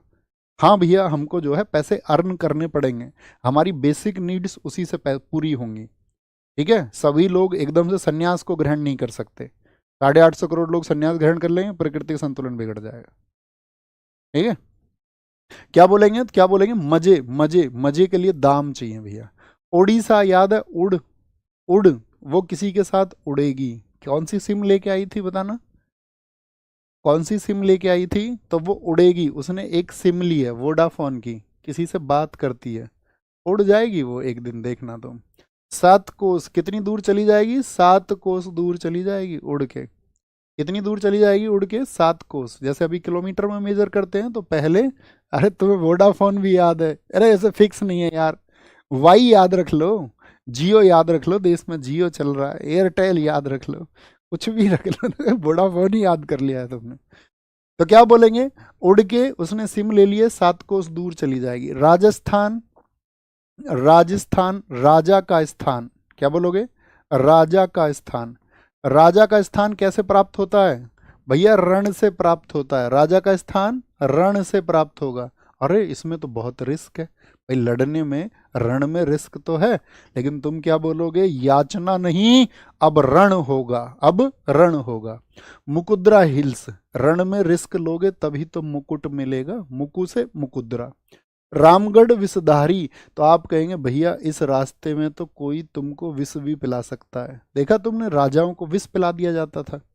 आचार्य चाणक्य, आपने सुना होगा कि चंद्रगुप्त मौर्य को जो हम आपको प्राचीन इतिहास पढ़ाएंगे तो वो लेसन्स पढ़ाएंगे कि चाणक्य ने क्या सिखाया, आचार्य चाणक्य जी ने क्या सिखाया आपका, किनको, ग्रेट आचार्य चाणक्य जी ने चंद्रगुप्त मौर्य को क्या सिखाया। तो वो उनको आपको पता होगा, विष भी देते थे, स्लो पॉइजन, ताकि कोई सी जहर का असर ना हो उन पर, किसी जहर का असर ना हो। और यही एक बार आपको पता होगा, यही जहर दे दिया गया था, ठीक है। तो जिससे बिंदुसार पैदा हुए तो उनकी पत्नी ने उसको खा लिया था। तो बिंदुसार की जो माँ थी उनका ऑपरेशन करना पड़ा था। बिंदुसार की माँ का ऑपरेशन, उस टाइम पे सर्जरी नहीं होती थी, तो लेकिन सर्जरी की गई, तो उसको बोला जाता है आपका सिजेरियन किंग, सिजेरियन सुल्तान, जो सर्जरी के द्वारा पैदा हुआ। और इसी बात के लिए आचार्य चाणक्य के खिलाफ कर दिया गया था, किसको, बिंदुसार को, कि तुम्हारी माँ की मृत्यु का कारण आचार्य चाणक्य हैं, आचार्य चाणक्य। वो जहर जो तुम्हारी माता के पेट में गया, जिसकी वजह से सर्जरी करनी पड़ी, तुम्हारी माता की मौत हो गई, इसके पीछे जो है वो हाथ आचार्य चाणक्य जी का है। तो विष बहुत रहते, राजा के स्थान पर प्राप्त करने के लिए बहुत विष, बहुत जहर, बहुत जहर। धौलपुर करौली, क्या बोलोगे, धौलपुर, क्या बोलेंगे, ढोल। राजा के स्थान पर जब कभी जाते हो तो ढोल बजते रहते हैं या नहीं, ढोल से याद रख लेना, ढोल से ढोलपुर। ढोल बजते या नहीं बजते, नगाड़े। आप कहोगे हाँ भैया, राजा के स्थान पर स्वागत बहुत होता है, डम डम डम डम डम टमा डम डम टमा डम डम, बहुत ढोल बजते हैं, बहुत ढोल। तमिलनाडु, तमिलनाडु क्या बताया था, तुम मिलने आना, तुम मिलना, तुम मिलना। और क्या फरमाइश थी जब मिलने आना, तो क्या लेके आना, क्या मांगा था उसने, मलाई, मलाई। तो मलाई रूट वर्ड तो तमिलनाडु का है ही, मिलन और मलाई। देखो मिल वर्ड भी आ रहा है और मलाई वर्ड भी आ रहा है, तो मिलन पे मलाई, क्या बोलेंगे, मलाई, मलाई जहां पर भी आ रहा है। और ये कलाकंद लिखा हो तो कलाकंद भी याद रख लो यार, तुम मिलने आना तो कलाकंद लेके आना। बोलो थम्स अप करके, जी भैया जब सिलेक्शन हमारा होगा तो कलाकंद ही लेके आएंगे, ठीक है। क्या बोलोगे, कलाकंद, मुंडन थुरई से याद रख लेना, कलाकंद, मलाई, मलाई, मलाई। और सत्यमंगलम, सत्य को तो आप जानते ही हो सारे लोग, कि तुम मिलने आना तो सत्य के साथ मिलने आना, झूठ के साथ मिलने मत आना। कभी पता चले तुम्हारे ख्यालों में कोई और है और हमको तुम फिर बताओ भी ना, और हमारे साथ साथ फेरे भी ले लो, और फिर हमको तुम घुमाने भी ले जाओ मेघालय, दिक्कत है ना। तो बता दो पहले ही। अब घर वाले भी प्रेशराइज कर रहे हैं और फिर ऐसे नेशनल मीडिया पे दिखा रहे हैं, ये हो गया वो हो गया। जब उसको किसी और से शादी करनी है तो तुमने क्या प्राप्त कर लिया फिर, ठीक है। थोड़ा अवेयर हो जाओ, हाँ अपनी बेटी को अवेयर करो कि ये तुम्हारे लिए ठीक चॉइस नहीं है, ये लड़का सही नहीं है, और उसके मतलब ये चीज़ें हैं। और तब भी लड़की अंधी हो, तब भी लड़की ना माने, तो तब क्या करोगे, जबरन तो कोई चीज़ें अभी इस आधुनिक भारत में हो नहीं सकती, हो नहीं सकती। ये तो परवरिश और आपका परिवेश का नतीजा है कि आप उस बच्चे को किस तरह से गाइड करते हैं, वो किस तरह से अपने डिसीजंस लेंगे, और उनके डिसीजंस अच्छे हों, उनके निर्णय गलत ना हो। ये हमारी और इस समाज की जिम्मेदारी बनती है कि हम उसके लिए उनको अवेयर करें, ठीक है। तो क्या बोलेंगे भैया, सत्य के साथ मिलने आना, तुम जब मिलने आना, झूठ के साथ में नहीं, झूठ अपने घर रख के आना। एक बच्चे ने बताया भैया सत्यमंगलम को भी T2 अवार्ड मिल चुका है, क्लैपिंग, बहुत अच्छा आंसर आपने किया है, बहुत अच्छा आंसर आपने किया है। एक बार सत्यमंगलम टाइगर रिजर्व को भी पीलीभीत के बाद में T2 अवार्ड मिल चुका है। ठाकुरवाणी, बच्चे आप हमेशा अच्छे आंसर देते हैं, मैं अक्सर आपको देखता रहता हूँ, बहुत बढ़िया, शाबाश, बात क्लियर है। तेलंगाना, इसको याद रख लेना, गाने से, गाना से, गाना से, वहां पर तेल से याद कराया था हमने, यहाँ गाने से याद रख लेना। आदमी गाने नहीं सुनता, कंबल ओढ़ के, कंबल ओढ़ के, तेरा मेरा प्यार अमर रहे, पता नहीं मुझे, मतलब लिरिक्स पता नहीं है क्या है, वो तुम देख लेना। मतलब आदमी गाने कैसे सुनता, कंबल ढक के, जब उसका प्रेम बर्बाद हो जाता है तो कंबल में मुंह ढक के और भैया अमर होने के गाने सुनता रहता है। क्या? अमर होने के। या ऐसे याद रख लो, सब सोचते हैं यार ये गाने सुनता रहता, कंबल में दुख भरे, ए तो मरेगा, ए मरा अमरा, ए मरेगा क्या, इस तरह के गानों में डूबा रहता है। अमर और अमरा कुछ भी याद रख लो, ए भाई मरेगा, अमरा अमरा याद रखेंगे। कहाँ का? तेलंगाना का। उत्तर प्रदेश में याद रख लेना, उत्तर प्रदेश में हमने बताया माँ बोलती हैं, उत्तर प्रदेश में माँ बोलती है बेटा दूध पियो। क्या पियो? दूध पी लो। पीलीभीत से याद रख लेना, दूध पी लो, दूध पी लो। कल को शादी होगी, तुम्हारी एक रानी भी होगी, रानी भी होगी, और उस रानी का तुमको फिर जो है मान भी बढ़ाना है, अमानगढ़। क्या बोलेंगे? रानी तुम्हारी अमानत होगी। अब रानी तुम्हारी, उसका मान बढ़ाओगे, वो तुम्हारी अमानत होगी, अमानत रख लेना इसको, अमानत, अमानत होगी रानी तुम्हारी। तो दूध पी के ताकत रखनी पड़ेगी, नहीं कल को पता चले उसको सुरक्षा भी तो देनी है आपको, उसके लिए लड़ना भी तो, फाइट भी तो करनी है। हाँ जी भैया। किसी को उत्तर भी तो देना है तुमको। हाँ जी भैया, उत्तर भी देना है। तो उत्तर कैसे देंगे? दूध पी के रानी को एक अमानत सुरक्षा की तरह रखेंगे। उत्तराखंड का जिम कार्बेट कल हमने बताया, भाई मैं जिम भी करता हूँ तब भी मेरा उत्तर नहीं देती। बढ़िया, 6 एब्स भी बना लिए तब भी उत्तर नहीं मिल रहा है। जिम भी खूब जा रहे हैं, शोल्डर भी ऐसे हो गए कान तक पहुंच चुके हैं, तब भी आंसर नहीं है। क्या बोलोगे? राजा जी बोल रहा हम तो यार राजा जैसे लोग हैं, तब भी उत्तर नहीं मिल रहा है हमको, उत्तर। सॉरी। पश्चिम बंगाल, बंगले में क्या होनी चाहिए? सुंदर बुक्स होनी चाहिए, तभी बंगला सुंदर होगा। बंगाल को याद रखना, बंगला से। बंगला सुंदर कब होगा? बंगला सुंदर कब होगा? जब उसमें बुक्स होंगी। अब लोग क्या कर रहे हैं अपने घरों में? कह रहे हैं कि वो बना लेते हैं अपने घर में एक बार। आजकल ट्रेंड चल रहा है, जो थोड़े, जिसके पास थोड़ा सा भी पैसा है, वो अपने घर में फ्रंट पे बार बनाता है पहले। उसमें गिलास रखते हैं, उसमें 2-4 विस्की की बोतल रखेंगे ताकि फील आए यार कितने रिच लोग हैं। उन मूर्खों को ये नहीं पता कि बंगला इन बार से सुंदर नहीं बनता, ये बुक्स से सुंदर बनता है। आपको अपने बच्चों को वो बुक्स, उनको जब दिखेंगी ना, आपके घर में होंगे, जब दिखेंगे वो परिवेश होगा, उसके पढ़ने के लिए, उसके लिए माहौल बनाओ। जब उसके अंदर ज्ञान का सृजन होगा, जब उसके अंदर नॉलेज उसको बोलते हैं ना प्रस्फुट होना, जब नॉलेज प्रस्फुट होगी तब एक वातावरण तैयार होगा, तब आपका बच्चा इंटेलेक्चुअल होगा। लेकिन आप क्या दिखा रहे हो उसको? शराब की बोतलें। और ट्रेंड है ये आजकल, हर घर में मिलेगा तुमको, हर घर में नहीं तो जिनके पास थोड़ा पैसा, हर दूसरे घर में तो मिल ही जाएगा। ठीक है, देखना तुम भी वीडियोज में दिख जाएगा तुमको। सुंदर बुक्स होनी चाहिए, बंगला तब सुंदर होगा। अब छोटे से टॉपिक बायोस्फीयर रिजर्व की तरफ आते हैं, आपको बहुत सारे नाम याद रहेंगे। देखिए, यूनेस्को ने प्राकृतिक और सांस्कृतिक परिदृश्यों के लिए बायोस्फीयर रिजर्व का नाम रखा। बायोस्फीयर रिजर्व प्रकृति के संरक्षण के साथ आर्थिक और सामाजिक विकास संबंध। इस बात को देखिए, बायोस्फीयर रिजर्व क्यों बनाए जाते हैं? आप मुझे एक बात बताइए, जो हमारा जीवन है, हम जैसे मनुष्य हैं, हम सभी, तो हम सभी को कभी कभी आप देखते होंगे हमारा स्वास्थ्य खराब हो जाता है। तो हमारे स्वास्थ्य खराब होने के बाद में हम लोगों को कुछ वनस्पतियों की ज़रूरत होती है, कुछ जड़ी बूटियों की ज़रूरत होती है। हमको अपने जीवन में घर बनाने के लिए लकड़ी आदि की ज़रूरत होती है। बहुत सारी क्रियाओं के लिए हमको प्रकृति पर निर्भर रहना पड़ता है। तो प्रकृति पर जब हम निर्भर रह रहे हैं, तो हमारा आर्थिक और सामाजिक विकास जो है वो प्रकृति से जुड़ा हुआ है। इसीलिए भारत में जितनी ऐसी जगह हैं, उन सबको कहा गया है बायोस्फीयर रिजर्व। थम्स अप करके बताइए, बात क्लियर है? तो क्या बोलेंगे? क्या देखा जाता है इसमें? प्राकृतिक और सांस्कृतिक परिदृश्यों के लिए। क्या बोलेंगे? UNESCO named biosphere reserve for natural and cultural landscape. Biosphere reserve makes a balanced effort to relate economic and social development.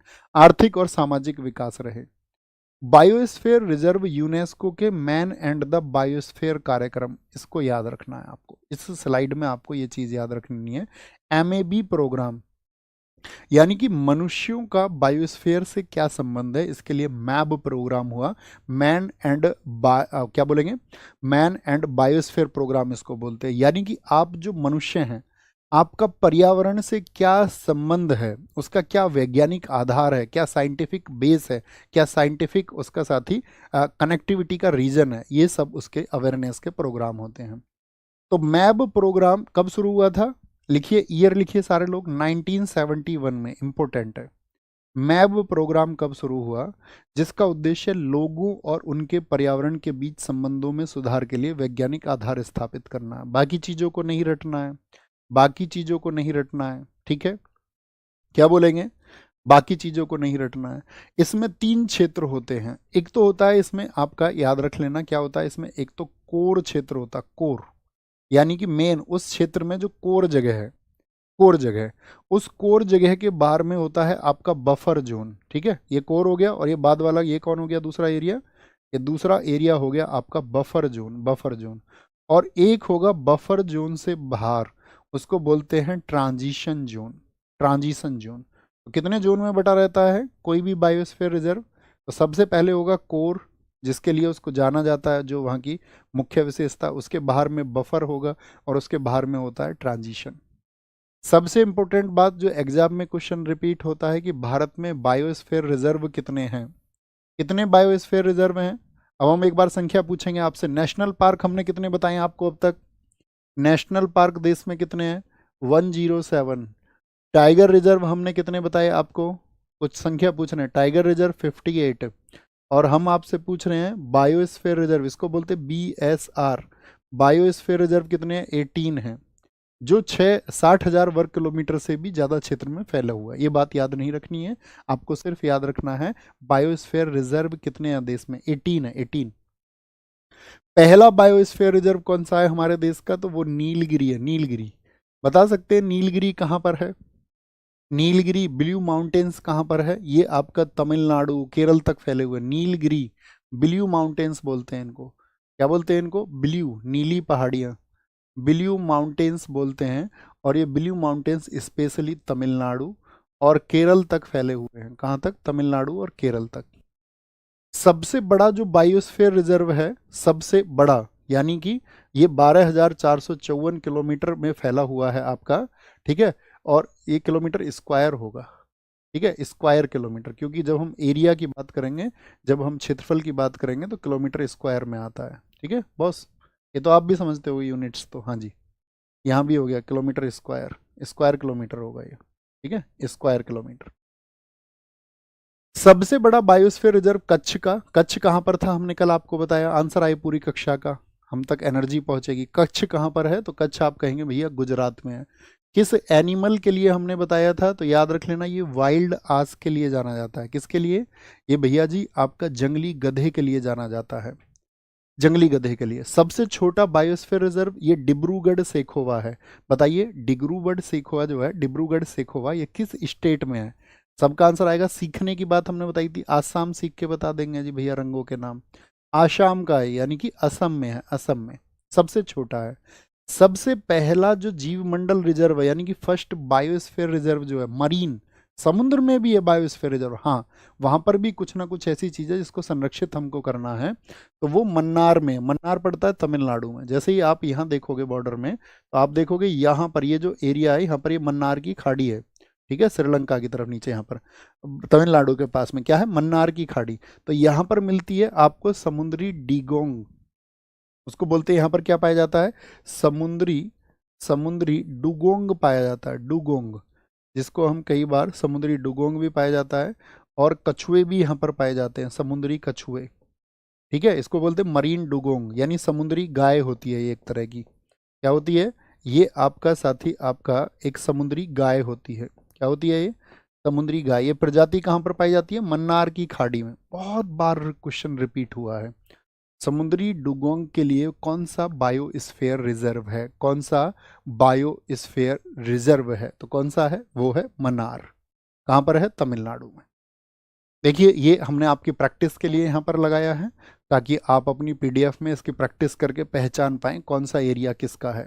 पहचान लेंगे, एरो लग करके लिखा हुआ है, बाद में प्रैक्टिस करनी है पीडीएफ से। बोले यस भैया करेंगे, पहले नाम पढ़ते हैं। सबसे पहला कौन सा बताया? नीलगिरी। तो नीलगिरी का ईयर याद रखना है आपको। नीलगिरी का क्या? ईयर याद रखना है, सॉरी, नीलगिरी का ईयर आपको याद रखना है दोस्त। और किसी का ईयर याद करने की आपको आवश्यकता नहीं है, किसी और का ईयर आप याद नहीं रखेंगे, नहीं रखेंगे। तो सबसे पहले नीलगिरी कहाँ पर है? तमिलनाडु, केरल, कर्नाटक तक फैला हुआ है। नंदा देवी हमने कल आपको बताया, नंद क्या बोलेंगे? नंदा देवी, निंदा मत करो किसी का, उत्तर दो उसको, निंदा मत करो। मन्नार की खाड़ी, क्या बोलोगे? उसने मिलने से क्या कर दिया? मिलने से मना कर दिया। मना कर दिया उसने किससे? मिलने से, मिलने से। याद है आपको, उसने बोला था, मैं भाई जब घायल हो रहा था मैंने उससे बोला no crime, no crime, no crack से। भाई कोई क्रैक आ जाएगा मेरी हड्डी में, प्लीज नो क्रैक, क्रैक मत करो। लेकिन फिर भी मैं घायल कर दिया, मैं घायल कर दिया, घायल। सुंदरवन याद हो गया अभी आपको। मतलब मैं कहता हूं ना, अगर आप ध्यान से पढ़ रहे हैं तो चीजें एक टाइम पे आप सारी रिलेट करते चले जाओगे। अब बताइए, सुंदरवन याद कराने की जरूरत है क्या पश्चिम बंगाल में? मानस असम में याद कराने की जरूरत है क्या? सिमलीपाल उड़ीसा में। हो गए ना आप इस नाम से फैमिलियर, एग्जाम तक फैमिलियर रहोगे, प्रॉमिस टू यू। दिहांग, दिबांग, तो जो नाम आपने अब तक नहीं पढ़ा है, स्टूडेंट का तरीका होना चाहिए कि उस पर बिंदु बना लिया करो आप, ताकि आप उसको ध्यान से देखें, क्योंकि आपके लिए नया नाम है। दिहांग, दिबांग। अरुणाचल प्रदेश आपको पता है, अरुणाचल प्रदेश। अब आंचल अरुण से ये आंचल जो है अरुण से ये कहते हैं, मुझे ये दिवा, मुझे ये दिला, मुझे ये दिवा, मुझे ये दिवा। भाई यार, उसको लेके भागा था, उसके साथ कहीं गया था, फरार हो गए थे दोनों, तो कुछ डिमांड नहीं करेगी क्या? ये दिला, ये दिबा। तो बोलेगी भैया वो उससे कहती रहती, दिबांग, दिबांग। पंचमढ़ी कहाँ पर है? मध्य प्रदेश में। देखिए, आप दो लोग जो हैं अपने मध्य में कभी किसी को पंच मत बनने देना। आप दो दोस्त अगर हो ना कोई, और आपके बीच में कोई थर्ड पर्सन आ रहा हो, आपकी कमियां आप दूर करोगे। दोस्त से मतलब कोई भी रिश्ता हो सकता है, इसमें पिता पुत्र का हो सकता है, माता पुत्र का हो सकता है, भाई भाई का रिश्ता हो सकता है, भाई दोस्त दोस्त का हो सकता है, प्रेमी प्रेमिका का हो सकता है। आप अपने बीच में किसी को पंच मत बनने देना। अगर आप जब अपने बीच में मीडिएटर ले आते हो ना कोई और, तब चीज़ें बिगड़ती हैं। आप समझते हो कि चीज़ें सुधरती हैं, नहीं बिगड़ती हैं। अगर आप स्व विवेक से, अपने विवेक से चीज़ों का हल ढूंढेंगे, और सामने वाला भी ढूंढे तो हल निकलता है। आप ढूंढ रहे हैं, सामने वाला नहीं निकल रहा है, तो नहीं निकलेगा। थर्ड आ जाओ, फोर्थ आ जाओ, फिफ्थ आ जाओ, कोई अंतर नहीं आएगा। तो पंच मत बनने देना अपने मध्य में किसी को। बोले नहीं भैया, अपनी चीज़ें हम खुद संभालेंगे, अच्छे तरीके से शांत मन से निर्णय लेंगे, जो भी निर्णय होगा जीवन में। जीवन निर्णयों की वजह से बनता है, याद रखना। आप अपने जीवन में कैसे डिसीजंस लेंगे, आपका भविष्य उसी बात पर निर्भर करेगा, सिर्फ और सिर्फ, और कोई पैमाना नहीं है। कोई भाग्य आपका निर्माण नहीं करेगा, याद रख लेना। आपको पुरुषार्थ पर विश्वास रखना है, आप निर्माण करेंगे, आप। अचनक मार, अचनक याद है, अमरकंटक तो एमपी में पहाड़ियां हैं, अचनक मार एक नाम। अचनक से, अचानक से कहां पर? अचानक से कहां पर याद है? अचानक से छत पर, छत पर इंदर आ गया था अचानक से। कच्छ का रण जो जंगली गधे के लिए जाना जाता है, गुजरात में। कोल्ड डेजर्ट, कोल्ड डेजर्ट बोलते हैं शीत मरुस्थल, शीत मरुस्थल, शीत मरुस्थल। भैया शीत क्या चीज होती है बताना जरा, ठंडी क्या चीज होती है? कोल्ड होती है हिम, हिम बोलते हैं बर्फ को। हिम किसको बोलते हैं? आइस को, आइस को, आइस को। हिम और आइस ये कोल्ड होती है कि नहीं होती है? हाँ जी भैया, होती है, होती है। कंचनजंगा ये सिक्किम में है। क्या बोलोगे? चने किससे खाने हैं? या हमने बताया था वो सिक हो गया, वो बीमार हो गया क्योंकि उसकी जंघा में दर्द है, थाइज में दर्द है। चने खा लो सीख से, ऐसे याद रखना, सीख से।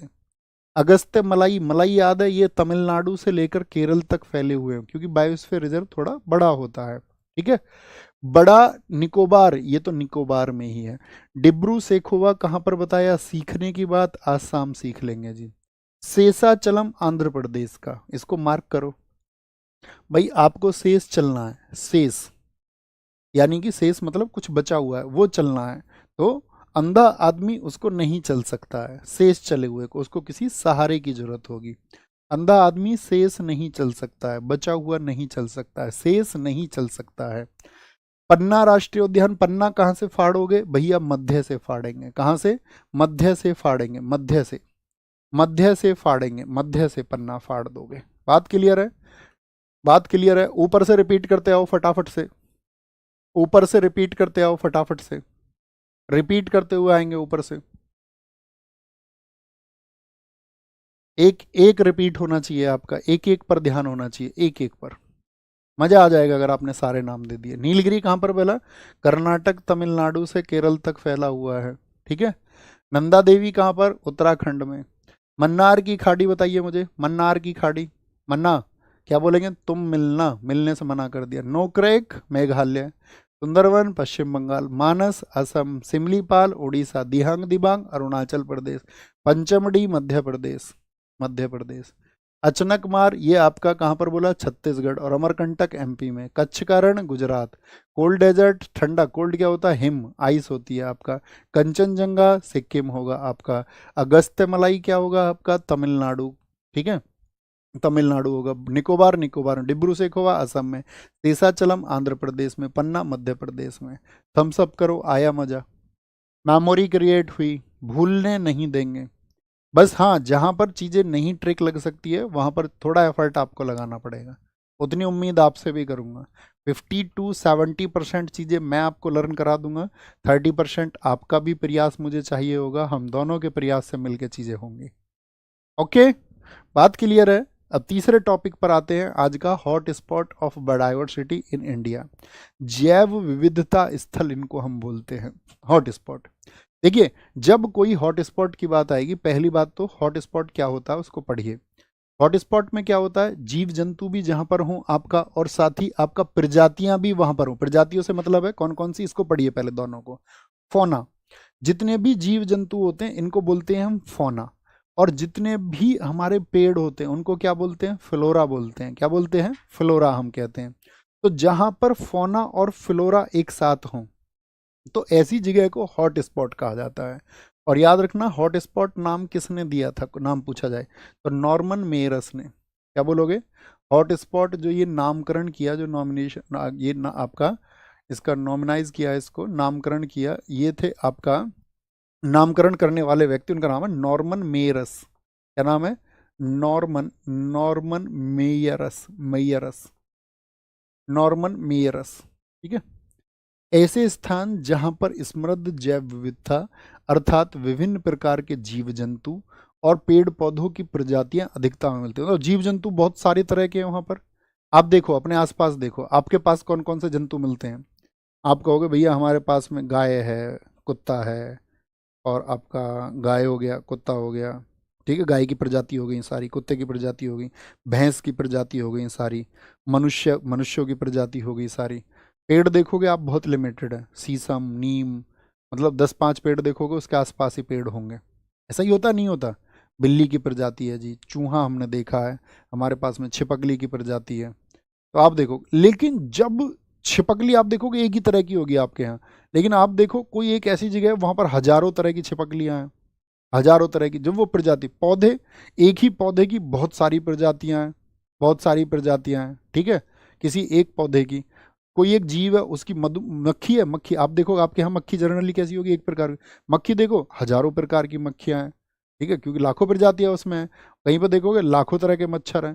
तो आप क्या बोलेंगे इसको, तो आप कहेंगे अच्छा, तो इस बात पर हम पहुंचेंगे जहां पर बहुत सारे जीव जंतु और पेड़ पौधों की प्रजातियां अधिकता में पाई जाती हैं, इस वर्ड का महत्व है, परंतु उनका जो अस्तित्व वो निरंतर संकट पर बने रहता है, यानी ये कभी भी लुप्त प्राय हो जाती हैं। हम आपको जब संस्थान बताएंगे, IUCN बताएंगे, तब हम आपको रेड डेटा बुक बताएंगे कि उसमें आपका लुप्त प्राय जीव कौन कौन से हैं। तो ऐसे स्थान तप्त स्थल, हिंदी में क्या बोलते हैं हॉट स्पॉट को, तप्त स्थल या हॉट स्पॉट कहलाते हैं। यह सिर्फ ट्रॉपिकल रीजन्स या उष्ण कटिबंधीय क्षेत्रों में ही पाए जाते हैं। हॉट स्पॉट कहाँ पर है आपका, उष्ण कटिबंधीय क्षेत्रों में, किसमें, ट्रॉपिकल रीजन्स में पाए जाते हैं। बहुत बढ़िया जी, फोना और फ्लोरा समझ गए, ये हमारी पढ़ने की बात थी सिर्फ, और कुछ नहीं। भारत में 4 मुख्य जैव विविधता हॉटस्पॉट हैं। क्या बोलोगे, कितने बायो डाइवर्सिटी हॉटस्पॉट इंडिया में है, ये इंपॉर्टेंट बात है। बायोडाइवर्सिटी हॉटस्पॉट, इमेज को देखना जरा, कितने बायोडाइवर्सिटी हॉटस्पॉट है इंडिया में, 4 बायोडाइवर्सिटी हॉटस्पॉट हैं। एक आपको दिख रहा होगा हिमालय की तरफ है, ठीक है, एक आपको दिख रहा होगा जिधर म्यांमार की तरफ है, रेड वाला एरिया बर्मा की तरफ है। एक आपको दिख रहा होगा साथी यहाँ पर जो ये आपका इधर वेस्टर्न घाट है, वेस्टर्न घाट में थोड़ा सा हिस्सा ईस्टर्न घाट में, यानी कि आपका किधर, पूर्वी घाट की तरफ भी है, पूर्वी घाट की तरफ।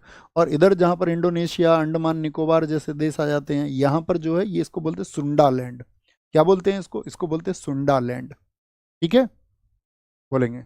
कोई इशू कोई परेशानी, कितने हैं, 4 हैं, यानी कि मध्य में नहीं है, आउटर रीजन में है।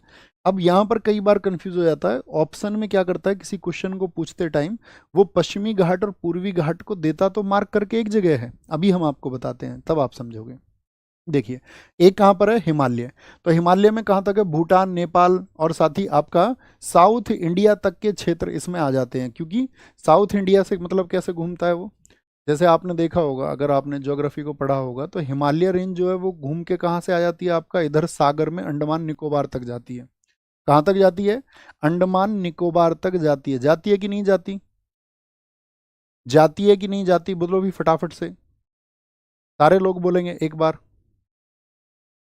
हाँ जी हाँ जी हाँ जी, भैया स्टेनो के प्रैक्टिस सेट करवा दीजिए दोस्त। अभी नायक 2.0 जीएस प्रैक्टिस सेट हमने कराया है, आपको एमसीक्यू की किसी को भी प्रैक्टिस करनी है तो नायक 2.0 प्रैक्टिस सेट हमने कराए हैं। किसी भी एसएससी के एग्जाम्स के लिए इनको किए बगैर मत जाना, किसी भी एग्जाम के लिए, ओके। तो आप कहेंगे हाँ जी जाती है। दूसरा क्या है, पश्चिमी और पूर्वी घाट। देखिए यहाँ पर फोकस करिए, पश्चिमी और पूर्वी घाट महाराष्ट्र, कर्नाटक, केरल, यानी कि यहाँ से हम बात करें आपसे तो इधर क्या आ जाता है आपका, महाराष्ट्र आ जाता है, ठीक है, इधर आपका केरल आ जाता है, इधर कर्नाटक आ जाता है, ठीक है, और इधर क्या है, श्रीलंका, यहाँ श्रीलंका तक फैला हुआ है। इसमें अगस्त्यमलाई की पहाड़ियाँ, जो केरल की आपका साइलेंट वैली है, जो पेरियार है केरल का नेशनल पार्क, वो सब इसी में आते हैं। जबकि पूर्वी हिमालय और उत्तर पूर्व भारत से भूटान तक फैला हुआ है, तो यहाँ पर आपका पूर्वी घाट भी आता है। तो पूर्वी घाट और पश्चिमी घाट कभी भी देना दोनों एक साथ में तो हम चुन ही लेंगे, लेकिन कभी कभी क्या करता है वो पश्चिमी घाट और पूर्वी घाट को अलग अलग विकल्प में चुन लेता है। तो आपको वहाँ पर प्राथमिकता देनी है किसको, पश्चिमी घाट को।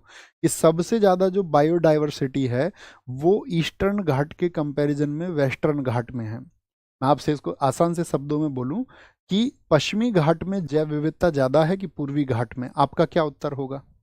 दोनों विकल्पों में से एक चुनने के लिए हम आपको दें, दोनों को, यूं तो हम साथ पढ़ रहे हैं लेकिन मैं कहता हूं कि दोनों में से एक विकल्प आपको चुनना है, तो आप किसको चुनेंगे, पश्चिमी घाट को। यही मैं आपसे बस जानना चाह रहा था, बहुत बढ़िया। पश्चिमी घाट में इंडो बर्मा रीजन, क्या बोलेंगे, इंडो बर्मा रीजन। भैया क्या सभी आपका ट्रॉपिकल में होते हैं, नहीं, ज्यादातर इसका जो ज्यादा एरिया है बायो, सभी नहीं बोलेंगे, शायद हमने उसमें सभी शब्द का इस्तेमाल कर लिया, ठीक है ना। यह सिर्फ सिर्फ सिर्फ शब्द बना, सिर्फ शब्द हटा दें, ज्यादातर की बात आई, ओनली वर्ड को हटाना पड़ेगा, ओनली वर्ड को हटाना पड़ेगा दोस्त। ये ट्रॉपिकल रीजन्स या उष्णकटिबंधीय क्षेत्रों में पाए जाते हैं ज्यादातर। यहाँ पर आएंगे इंडो बर्मा रीजन, इसमें पूर्वी बांग्लादेश से मलेशिया तक का हिस्सा आता है, बांग्लादेश से मलेशिया तक का, इसमें भारत का छोटा सा ही हिस्सा आता है इंडो बर्मा में। और चौथा क्या है, वो है सुंदरवन क्षेत्र, इसके अंतर्गत समय पर आइलैंड आते हैं, इसमें थाईलैंड, आपका इंडोनेशिया, मलेशिया और भारत के अंडमान निकोबार तक के क्षेत्र आते हैं। कई जगह इसको साथी आपका, कई जगह इसको क्या बोलेंगे, आपका सुंडा के नाम से जाना जाता है, सिर्फ सुंडा भी इसको बोलते हैं, सुंडा, सुंदरवन। मेमोराइज करिए, आंखें बंद करिए एक बार, कौन कौन से एरिया हैं, एक तो आपका बर्मी क्षेत्र हो गया, एक हिमालयी क्षेत्र हो गया, एक पश्चिमी घाट हो गया मुख्यतः, और एक क्या हो गया, एक सुंदरवन। यानी कि आपका सुंदरवन किधर पड़ेगा, बताइए किस स्टेट में है सुंदरवन, तो आप कहेंगे इधर साइड में, वेस्ट बंगाल की साइड में। वेस्ट बंगाल से मतलब क्या है, इधर अरेबियन सी है, अरेबियन सी अरब सागर है, और इधर कौन सा, बे ऑफ बंगाल। यानी कि इधर हो गया आपका एक रीजन, एक रीजन इधर हो गया, एक रीजन इधर हो गया और एक रीजन इधर हो गया, आपका 4 रीजन है।